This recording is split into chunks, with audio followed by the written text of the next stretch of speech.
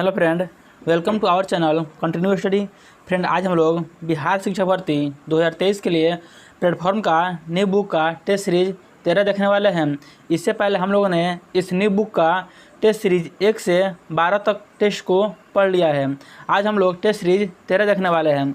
अगर आपने हमारा पिछला वीडियो नहीं देखा है तो आप हमारे चैनल के प्लेलिस्ट में जाकर देख सकते हैं, वहाँ आपको ये टेस्ट सीरीज मिल जाएगा।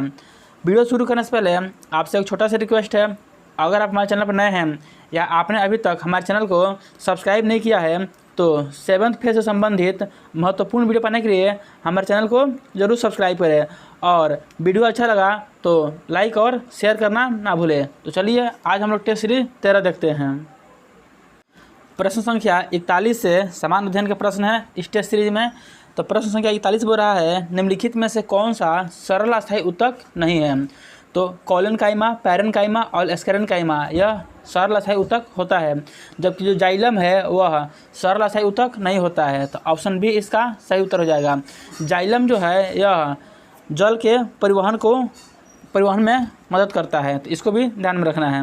अगला प्रश्न कह रहा है, निषेचन के परिणाम स्वरूप किस एक का निर्माण होता है। तो निषेचन के परिणाम स्वरूप युग्मनज का निर्माण होता है। Option B. एक गोलीय दर्पण के परावर्ती पृष्ठ के मध्य एक बिंदु होता है जिसे डैश कहते हैं। तो कोई भी गोलीय दर्पण होता है, इसके ये परावर्ती पृष्ठ हो गया, इसके मध्य एक बिंदु होता है जिसे हम लोग ध्रुव कहते हैं यानी पोल कहते हैं। तो ऑप्शन ए इसका सही उत्तर हो जाएगा। अगला प्रश्न है, पुष्प के मध्य में स्थित डैश डैश मादा प्रजनन भाग होता है। तो पुष्प के मध्य में स्थित अंडक जो होता है यह मादा प्रजनन भाग होता है। डीएनए का एक खंड जो एक प्रोटीन की जानकारी प्रदान करता है उसे डैश डैश कहा जाता है, तो उसे जीन कहते हैं। ऑप्शन सी इसका सही उत्तर हो जाएगा। मस्तिष्क का कौन सा हिस्सा सांस लेने को नियंत्रित करता है। तो जो मज्जा है यह सांस लेने को नियंत्रित करता है, तो ऑप्शन सी इसका राइट आंसर हो जाएगा। डैश डैश सबसे नमनीय यानी तन्यशील धातु है। तो जो गोल्ड है AU गोल्ड है यह सबसे नमनीय तन्यशील धातु है, तो ऑप्शन बी इसका राइट आंसर हो जाएगा। निम्नलिखित में से कौन एक बायोगैस का घटक नहीं है।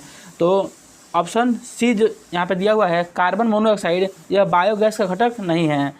अगला प्रश्न है, निम्नलिखित में से कौन सा गैस एक प्रमुख ग्रीन हाउस गैस नहीं है जो जलवायु परिवर्तन के कारण होती है। तो नाइट्रस ऑक्साइड, ऑप्शन डी। हमारे भोजन में मौजूद कॉफ़ी, पालक, प्याज और चाय ज़्यादातर हमें भोजन के रूप में निम्नलिखित में से कौन सा तत्व प्रदान करते हैं। तो कॉफ़ी, पालक, प्याज, चाय जो होता है वह फ्लोराइड प्रदान करता है। ऑप्शन सी इसका सही उत्तर हो जाएगा। अगला प्रश्न है, निम्नलिखित में से किस पदार्थ का घनत्व सर्वाधिक होता है। तो जो गोल्ड है सोना, इसका घनत्व सर्वाधिक होता है। जीवाश्म ईंधन ऊर्जा डैश का स्रोत है। तो जो जीवाश्म ईंधन है यह ऊर्जा का गैर नवीकरणीय स्रोत है, तो ऑप्शन बी इसका राइट आंसर हो जाएगा। गैर नवीकरणीय स्रोत ऊर्जा के उस स्रोत को कहते हैं जो एक बार उपयोग करने के बाद जिसका उपयोग नहीं किया जा सकता है, जबकि नवीकरणीय स्रोत वैसा स्रोत होता है जिसका उपयोग बार बार किया जा सकता है, जैसे सूर्य का प्रकाश, भूतापीय ऊर्जा। अगला प्रश्न कह रहा है, स्थानांतरित ऊष्मा ऊर्जा की SI इकाई क्या होती है। तो स्थानांतरित ऊष्मा ऊर्जा की SI इकाई जूल होती है। Option C. किसी वस्तु के द्रव्यमान इसके डैश डैश का सांख्यिकी मान होता है। तो किसी भी वस्तु का द्रव्यमान जो होता है वह जड़त्व का सांख्यिकी मान होता है। किसी वस्तु का द्रव्यमान उसके जड़त्व पर निर्भर करता है। ऑप्शन सी इसका राइट आंसर हो जाएगा। पर्यावरणीय परिवर्तन के प्रति किसी जीव द्वारा किए जाने वाले शारीरिक समायोजन को डैश डैश कहा जाता है। तो इस समायोजन को पारिस्थितिक अनुकूलन कहते हैं। ऑप्शन सी इसका राइट आंसर हो जाएगा। जैविक प्रक्रिया द्वारा विभाजित पदार्थों को क्या कहा जाता है। तो जैविक प्रक्रिया द्वारा विभाजित पदार्थों को जैव निम्नकरणीय करते हैं। ऑप्शन ए इसका राइट आंसर हो जाएगा। उस सामग्री की पहचान करें जिसमें आयतन विस्तार का निम्न गुणांक होता है। तो आयरन में आयतन विस्तार का निम्न गुणांक होता है। ऑप्शन बी इसका सही उत्तर हो जाएगा। पारा यहाँ पे है। पारा जो है यह ऐसा धातु है जो द्रव अवस्था में रहता है, इसको भी याद रखना है। बैक्टीरिया की खोज डैश कौन वैज्ञानिक ने किया था? तो बताना है कि बैक्टीरिया खोज करने वाले वैज्ञानिक का नाम क्या है? तो एवी ल्यूएनहॉक, इन्होंने बैक्टीरिया की खोज की थी। ऑप्शन ए इसका सही उत्तर हो जाएगा। जेम्स चैडविक, इन्होंने न्यूट्रॉन की खोज की थी। अगला प्रश्न है, निम्नलिखित में से कौन सा गर्म रक्त का प्राणी है? तो हम इसको कई बार अपने पुराने वीडियो में बता चुके हैं। गर्म रक्त का प्राणी कबूतर होता है। ऑप्शन डी इसका सही उत्तर हो जाएगा। मछली होता है, इसमें 2 कोष पाया जाता है। मगरमच्छ में 4 कोष पाया जाता है, जबकि मेढक में 3 कोष पाया जाता है। इसको भी ध्यान में रखना है। निम्नलिखित में से किस अभिक्रिया में ऑक्सीजन हवा में मुक्त होती है? तो प्रकाश संश्लेषण की जो अभिक्रिया होती है, इसमें ऑक्सीजन हवा में मुक्त होती है। ध्वनि सबसे तीव्र गति से निम्नलिखित में से किस माध्यम में गमन करती है? तो ध्वनि सबसे तीव्र गति से ठोस माध्यम में गमन करती है। ऑप्शन सी इसका राइट आंसर हो जाएगा। ध्वनि जो है वह निर्वात में गमन नहीं करती है। निम्नलिखित में से कौन से तत्व का रासायनिक प्रतीक लैटिन से लिया गया है? जो आयरन है, इसका रासायनिक प्रतीक लैटिन शब्द से लिया गया है। अगला प्रश्न कह रहा है, किसी वस्तु को एक निश्चित ऊंचाई से भूमि पर गिराया जाता है। जब यह भूमि को छूती है तो इसमें होगी, तो जब यह भूमि को छुएगी तो इसमें गतिज ऊर्जा होगी। ऑप्शन बी इसका राइट आंसर हो जाएगा। गतिज ऊर्जा यानी काइनेटिक एनर्जी का फॉर्मूला होता है ½ mv², जहाँ m क्या है? मास है, और v क्या है? इसका वेलोसिटी है। अगला प्रश्न है, डैश डैश एनिलिडा वर्ग से संबंधित नहीं है। तो केचुआ, नेरिस और जोक, ये 3 जो दिया हुआ है ऑप्शन, ये एनिलिडा वर्ग से संबंधित है, जबकि एस्केरिस है, यह एनिलिडा वर्ग से संबंधित नहीं है। तो ऑप्शन ए इसका राइट आंसर हो जाएगा। अगला प्रश्न कह रहा है, निम्नलिखित में से कौन सा कथन गलत है? तो बताना है कि इसमें से गलत कथन कौन सा है। पहला बोल रहा है, आमाशय से भोजन छोटी आंत में प्रवेश करता है। यह कथन बिल्कुल सही है। बी में बोल रहा है, लार में सलाइवरी लाइपेज नामक एक एंजाइम होता है जो स्टार्च को सरल शर्करा में विघटित करता है। यह ऑप्शन गलत है। सी में बोल रहा है, भोजन ग्रास नली के माध्यम से आमाशय में प्रवेश करता है। यह भी सही है। डी में बोल रहा है, कार्बोहाइड्रेट, प्रोटीन और वसा का पूर्ण पाचन छोटी आंत में ही होता है। यह भी सही है। तो ऑप्शन जो बी है यह गलत है, और जो गलत है वही हमारा ऑप्शन हो जाएगा, क्योंकि प्रश्न में गलत ऑप्शन को पूछा है। तो ऑप्शन बी इसका राइट आंसर हो जाएगा। अगला प्रश्न है, डैश डैश पीनियल ग्रंथि से स्रावित होता है। तो मेलाटोनिन जो है यह पीनियल ग्रंथि से स्रावित होता है। किसी कठोर वस्तु से टकराने पर घंटी जैसी ध्वनि उत्पन्न करने के धातु के गुण को डैश डैश के नाम से जाना जाता है। तो किसी वस्तु से जब टकराता है कुछ, तो घंटी जैसे जो ध्वनि उत्पन्न होता है उसे ध्वन्यात्मकता के नाम से जानते हैं। Option C. निम्नलिखित में से कौन सा रोग मुख्यतः एडिज मच्छरों द्वारा फैलाए जाने वाले वायरस के कारण होता है? तो जीका बुखार। Option B. निम्नलिखित में से क्या खाद्य और जल प्रदूषण का कारण नहीं है? तो आवारा जानवरों द्वारा काटना यह खाद्य और जल प्रदूषण का कारण नहीं है। ऑप्शन सी इसका सही उत्तर हो जाएगा। बाकी जो अन्य ऑप्शन है, खाद्य पदार्थों का अनुचित भंडारण, यह जल और खाद्य और जल प्रदूषण का कारण है। बी में बोल रहा है, कारखानों से निकला रासायनिक अफवाह, यह भी कारण है। और डी में बोल रहा है, वातावरण में मौजूद संक्रामक जीव, यह भी खाद्य और जल प्रदूषण का कारक है। जबकि आवारा जानवर द्वारा काटना यह खाद्य और जल प्रदूषण का कारक नहीं है। तो ऑप्शन सी इसका राइट आंसर हो जाएगा। अगला प्रश्न है, अल्ट्रासोनिक तरंगे की आवृत्ति क्या है? तो अल्ट्रासोनिक तरंगे जो होती है उसकी आवृत्ति 20 किलोहर्ट्ज से अधिक होता है। ऑप्शन डी इसका सही उत्तर जाएगा।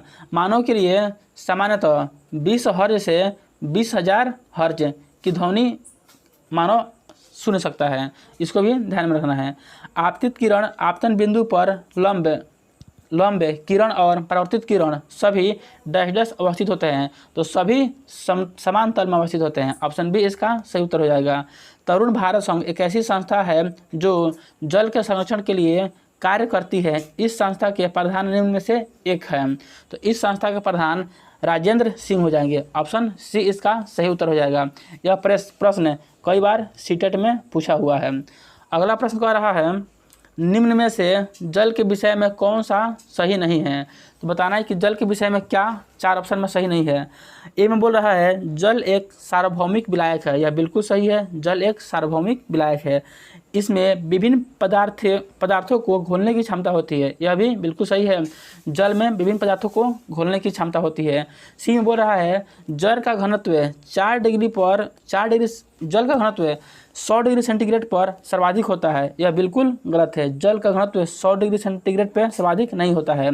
सी में बोल रहा है पदार्थ के तीनों अवस्था में जल विद्यमान होता है, यह भी बिल्कुल सही है, ठोस, द्रव और गैस तीनों अवस्था में जल विद्यमान होता है। तो ऑप्शन जो सी है यह गलत है, और जो गलत है वही हमारा उत्तर हो जाएगा। अगला प्रश्न है कई स्थानों पर अम्ल वर्षा जलीय विविधता को प्रभावित कर रही है, अम्ल वर्षा में से किन प्रमुख रसायनों का कारण होता है। तो बताना है कि अम्ल जो वर्षा होता है इसका रासायनिक कौन कौन से तत्व है। तो नाइट्रिक अम्ल और सल्फ्यूरिक अम्ल, ऑप्शन बी इसका सही उत्तर हो जाएगा। पक्षी विभिन्न प्रकार के घोंसले बनाते हैं तथा घोंसले बनाने के लिए विभिन्न स्थानों का चुनाव करते हैं, निम्न में से कौन से पक्षी पेड़ के तनों में अपना घोंसला बनाते हैं।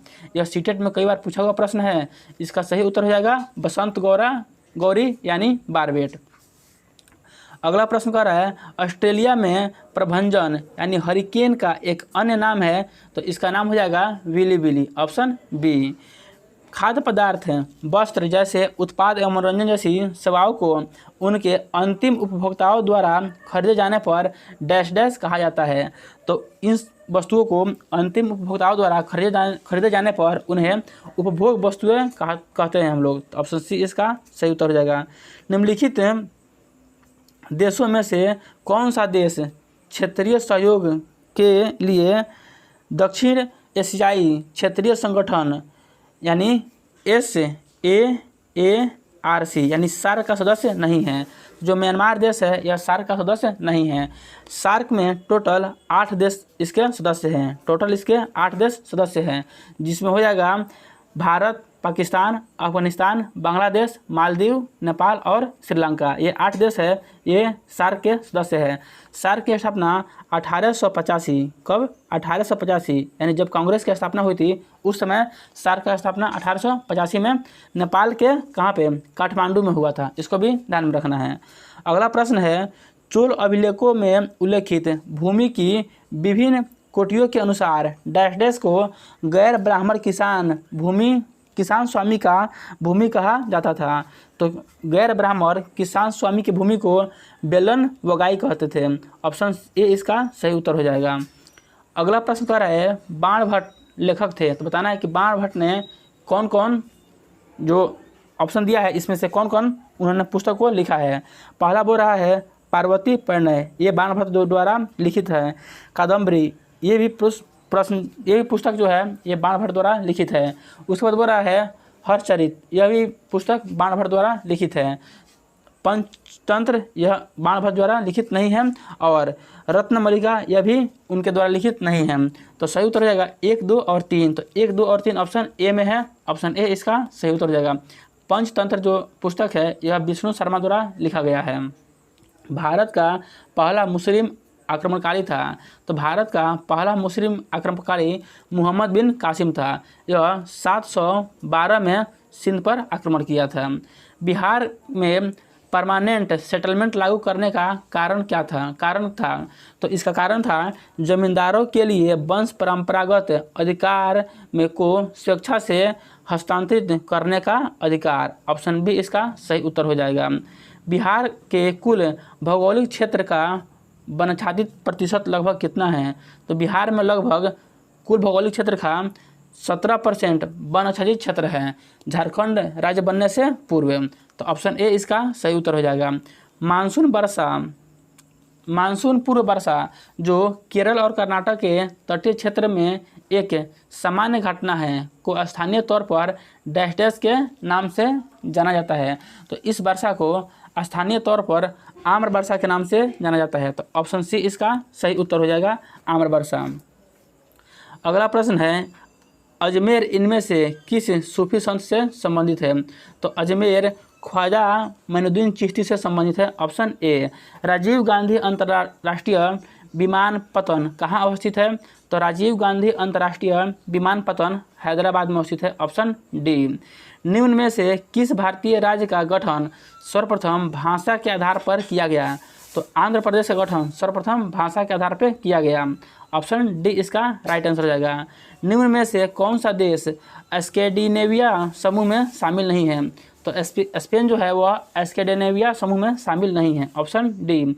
भारत में निम्नलिखित में से कौन सा शहर स्वर्णिम चतुर्भुज मार्ग नेटवर्क में स्थित नहीं है? जो चंडीगढ़ है वह स्वर्णिम चतुर्भुज मार्ग नेटवर्क में स्थित नहीं है। स्वर्णिम चतुर्भुज मार्ग नेटवर्क में 4 शहर मुख्य रूप से है। पहला हो जाएगा दिल्ली, दूसरा हो जाएगा मुंबई, तीसरा हो जाएगा आपके लिए मद्रास और चौथा हो जाएगा कलकत्ता। तो ये 4 शहर स्वर्णिम चतुर्भुज मार्ग नेटवर्क में आते हैं। भारतीय स्वतंत्रता के समय भारतीय राष्ट्रीय कांग्रेस के अध्यक्ष कौन थे? तो भारतीय स्वतंत्रता के समय भारतीय राष्ट्रीय कांग्रेस के अध्यक्ष JB कृपलानी थे, ऑप्शन बी इसका राइट आंसर हो जाएगा। अगला प्रश्न कर रहा है सरोजिनी नायडू को नाइटिंगेल ऑफ इंडिया का खिताब किसने दिया था? तो महात्मा गांधी ने इनको नाइटिंगेल ऑफ इंडिया का खिताब दिया था, ऑप्शन डी।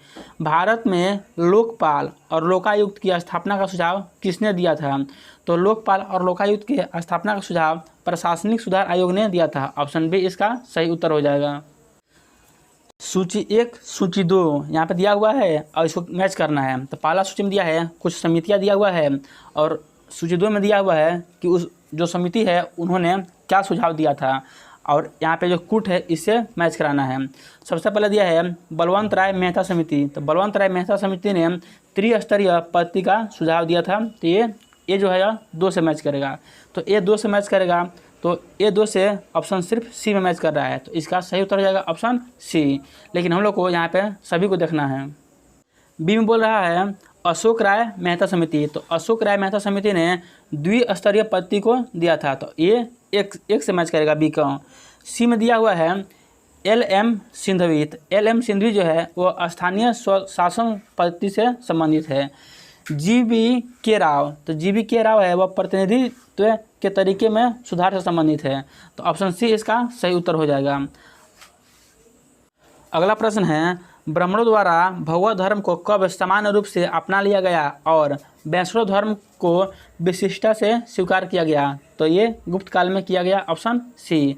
ह्वेनसांग ने किसके राज्य का दौरा नहीं किया? तो ह्वेनसांग ने हर्षवर्धन के राज्य का दौरा किया, पुलकेशिन द्वितीय के राज्य का दौरा किया और नरसिंह वर्मन प्रथम के राज्य का दौरा किया, जबकि महेंद्र वर्मन प्रथम के राज्य का दौरा नहीं किया।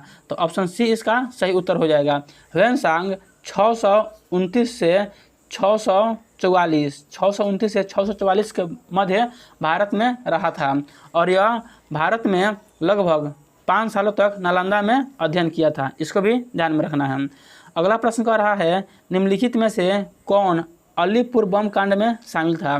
तो अलीपुर बम कांड में श्री अरबिंदो घोष शामिल थे, ऑप्शन सी। भारतीय संविधान का कौन सा अनुच्छेद सभी नागरिकों के लिए समान न्याय और मुफ्त कानूनी सहायता को प्रोत्साहित करता है? तो यह अनुच्छेद 39 के ए में है, ऑप्शन सी।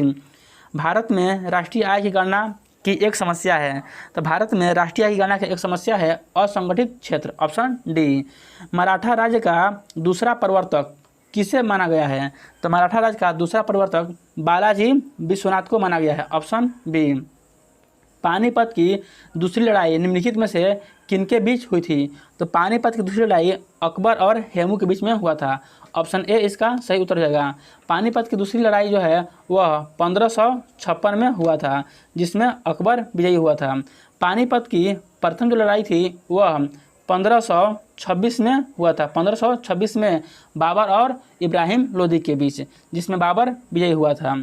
अगला प्रश्न कह रहा है पत्रकार के कर्तव्य का निर्वहन करते हुए जेल जाने वाले प्रथम भारतीय कौन था? तो बाल गंगाधर तिलक, ऑप्शन ए। वीरेंद्र कुमार घोष के क्रियाकलापों ने एक गुप्त क्रांतिकारी संगठन को बंगाल में जन्म दिया, जिसका नाम था अनुशीलन समिति, ऑप्शन ए इसका सही उत्तर हो जाएगा। चिपको आंदोलन मूल रूप से किसके विरुद्ध था? तो जो चिपको आंदोलन था वह मूल रूप से वनों के कटाई के विरुद्ध था ऑप्शन सी इसका सही उत्तर हो जाएगा। भारतीय संविधान के अनुच्छेद डैश डैश के अंतर्गत हिंदी को संघ की राजभाषा घोषित किया गया है। हिंदी हमारी क्या है? राजभाषा है, न कि राष्ट्रभाषा है। तो किस अनुच्छेद में हिंदी को संघ की राजभाषा घोषित किया गया है? अनुच्छेद 343, ऑप्शन डी। लोकसभा अध्यक्ष निम्न में से किसे त्याग पत्र सौंप कर पदमुक्त हो सकता है? तो लोकसभा अध्यक्ष लोकसभा के उपाध्यक्ष को अपना त्याग पत्र देकर पदमुक्त हो सकते हैं, ऑप्शन डी। गीत गोविंद के लेखक कौन था? तो गीत गोविंद के लेखक जयदेव थे, ऑप्शन ए इसका सही उत्तर हो जाएगा। अगला प्रश्न है, यहाँ पे दिया हुआ है उनके संगठन के आधार पर क्रम में रखिए। यहाँ पे कुछ संगठन दिया हुआ है, बोल रहा है इसको क्रम में व्यवस्थित करने के लिए। सबसे पहले दिया हुआ है बॉम्बे एसोसिएशन। तो बॉम्बे एसोसिएशन जो है इसका क्रम हो जाएगा 1852। उस पर दिया है महाराज हरिजन सभा, इसका क्रम हो जाएगा 1884। इंडियन लीग, तो इंडियन लीग का क्रम हो जाएगा 1875। और जो यहाँ पे 3 में दिया हुआ है इंडियन एसोसिएशन, इसका क्रम हो जाएगा 1876। तो सबसे पहले क्या हो जाएगा? 1852, ऑप्शन ए। तो ऑप्शन ए हो जाएगा 1852। तो इसका कूट हो जाएगा ए, 1 4 3, उसके बाद से 2। तो ऑप्शन ए यहाँ पे कूट है वो इसका सही उत्तर हो जाएगा। 1937 के प्रांतीय असेंबलियों के चुनाव में कांग्रेस को कितने प्रांतों में पूर्ण बहुमत प्राप्त हुई थी? तो कांग्रेस को 5 प्रांतों में पूर्ण बहुमत प्राप्त हुई थी। और कांग्रेस का जो सरकार था वो 28 माह तक चला, इसको भी ध्यान में रखना है। अगला प्रश्न है, बांग्लादेश में ब्रह्मपुत्र नदी को किस नाम से पुकारा जाता है? तो जमुना नदी, ऑप्शन बी। बोल रहा है निम्नलिखित कथनों पर गौर करें। पहला दिया है बिहार का क्षेत्रफल 94,163 वर्ग किलोमीटर है, यह बिल्कुल सही है। बी बोल रहा है बिहार भारत के क्षेत्रफल में लगभग 28.86% का योगदान करता है, यह भी सही है। 3 बोल रहा है क्षेत्रफल की दृष्टि से बिहार भारत का 12वां स्थान है, यह भी सही है। तो ऑप्शन सी इसका सही उत्तर हो जाएगा। 1 2 और 3 तीनों सही है। भारत में सीमांत कृषि भूमि जोत का आकार क्या है? तो 1 हेक्टेयर से भी कम, ऑप्शन डी इसका सही उत्तर हो जाएगा। यह प्रश्न बिहार का जो बुक है SCERT उसमें भी दिया हुआ है। तो बिहार का जो SCERT का बुक है वो आपके लिए बहुत ही महत्वपूर्ण होने वाला है। हम SCERT के जो बुक है उसके कुछ महत्वपूर्ण प्रश्न आपके सामने कुछ दिन बाद लाने वाले हैं, अभी उसका तैयारी चल रहा है। अगला प्रश्न है, भेड़ की तरह पूरी ज़िंदगी जीने से बेहतर है शेर की तरह एक दिन जियो, यह कथन टिप्पू सुल्तान का है, ऑप्शन ए इसका सही उत्तर हो जाएगा। अगला प्रश्न है, अब यहाँ से जो आएंगे प्रश्न वह प्रश्न करंट अफेयर से संबंधित प्रश्न है। वैश्विक आयुर्वेद महोत्सव 2023 का विषय क्या है? इसका विषय है हेल्थ केयर में उभरती चुनौतियों और एक पुनरुत्थान आयुर्वेद, ऑप्शन सी। आज़ादी का अमृत महोत्सव और हिंदी का प्रगति यात्रा के लेखक कौन हैं? तो इस जो पुस्तक है इसके लेखक हो जाएंगे Muniram Saklani, option A. Hydrogen से चलने वाली शहरी ट्रेनों को लॉन्च करने वाला एशिया का पहला देश कौन बन गया है? तो चीन, ऑप्शन बी इसका सही उत्तर हो जाएगा। किस सिंगर ने ग्रैमी अवार्ड में सबसे अधिक ग्रैमी जीतकर रिकॉर्ड को तोड़कर इतिहास रख दिया? बोयेंसे, ऑप्शन डी। फरवरी 2023 में किस छात्र को दूसरी बार विश्व की सबसे प्रतिभाशाली छात्र की सूची में रखा गया? तो हो जाएगा इसका सही उत्तर option C, Natasha Priyan Yagam, option C इसका सही उत्तर हो जाएगा। भारतीय उच्च शिक्षा मीट 2023 कहाँ पर आयोजित किया गया? तो बांग्लादेश के ढाका में, ऑप्शन डी इसका सही उत्तर हो जाएगा। अगला प्रश्न है, विश्व पृथ्वी दिवस कब मनाया गया? तो विश्व पृथ्वी दिवस 22 अप्रैल को मनाया गया, ऑप्शन ए इसका सही उत्तर हो जाएगा। अप्रैल 2023 में चलाया गया ऑपरेशन कावेरी क्या है? तो ऑपरेशन जो कावेरी है यह सूडान में फंसे भारतीय नागरिकों को वापस लाने के लिए भारत का बचाव अभियान है, तो ऑप्शन ए इसका सही उत्तर हो जाएगा। तो फ्रेंड यहीं आज के इस टेस्ट सीरीज 13 का 80 समान अध्ययन के महत्वपूर्ण प्रश्न था। ये वीडियो आपको कैसा लगा कमेंट करके जरूर बताइएगा। अगर वीडियो अच्छा लगा तो इसे लाइक और शेयर जरूर करें, तथा आपने अभी तक हमारे चैनल को सब्सक्राइब नहीं किया है तो ऐसे ही बिहार शिक्षक भर्ती 2023 के लिए 7वें चरण से संबंधित महत्वपूर्ण वीडियो पाने के लिए हमारे चैनल को जरूर सब्सक्राइब करें। तो चलिए हम लोग मिलते हैं इसके टेस्ट सीरीज 14 में, तब तक के लिए जय हिंद।